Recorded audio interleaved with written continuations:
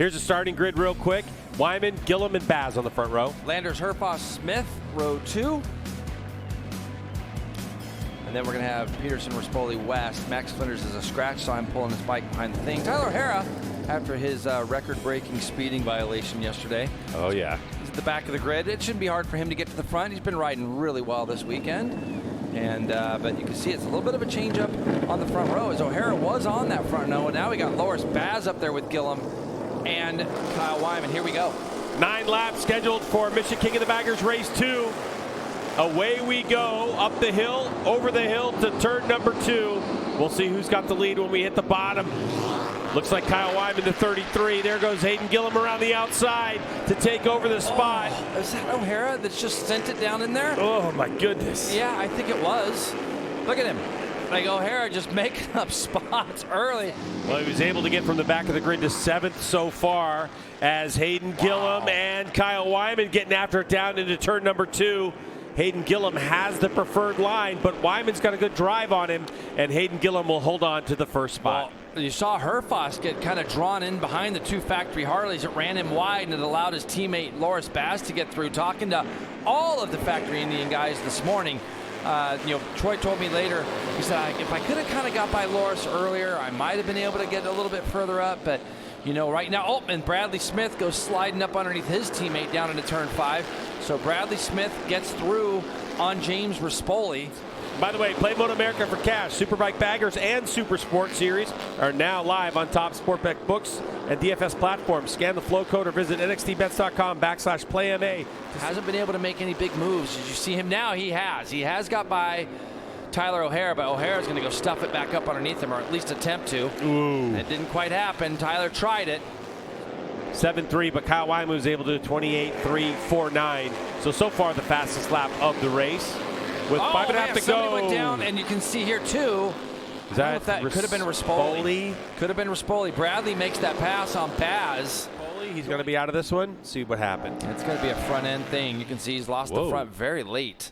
And that Harley Davidson went flipping pretty hard there. So as they go through there, the riders will see waving yellow flags indicating that there is an issue in that corner, and their job is to roll out of it.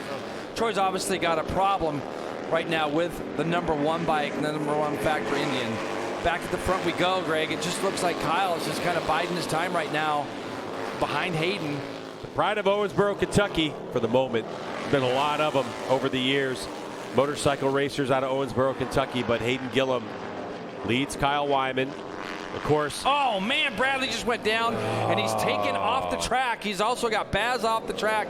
Bradley falls in Rainy Corner, and that's going to promote Rocco to 3rd. So Rocco's going to move up to 3rd now. 3. Here you go. Bradley's going to get in there, and he's going to lose the front. Loris has nowhere to go. Ooh. That's 620 pounds that Loris is taking off-roading right now. Kind of upset about his actions. He was caught up in the race moment. He understands the gravity of it because, look, people are walking back and forth across that, especially when race is going on. It can be a very dangerous situation, but they really seem to stumble on something, and Hayden Gillum wants this not for himself. He wants this for his team, Jay. Absolutely, and I don't doubt him or his team ever. So, I know you and I both have a lot of belief in Hayden, and we've seen this team win this championship in the past. So for sure, as they get ready to go on this white flag lap, this is going to be a big lap for Hayden. And if Kyle's got anything at all, we're going to see where he decides to play this out. I feel like if Kyle does it, it's going to be an extremely safe pass somewhere. Gets a good run up over the top of the hill. Let's see if he ducks down to the inside. He won't. I think Kyle's best shot will probably be into turn 5, depending on the drive that he gets out of turn 4. Kyle's done a lot of work to get his 64-point lead in the championship. I don't think he's really going to throw it all away just for a win if he doesn't have a clean place to pass. But keep in mind, that's 64 points over Loris Baz, who's now drifted back to 5th after avoiding Kyle's teammate, Bradley Smith, not too long ago. But here we go. Kyle's got a good drive. Yeah, he sat up early, didn't he? You saw that, huh, didn't you? Yeah.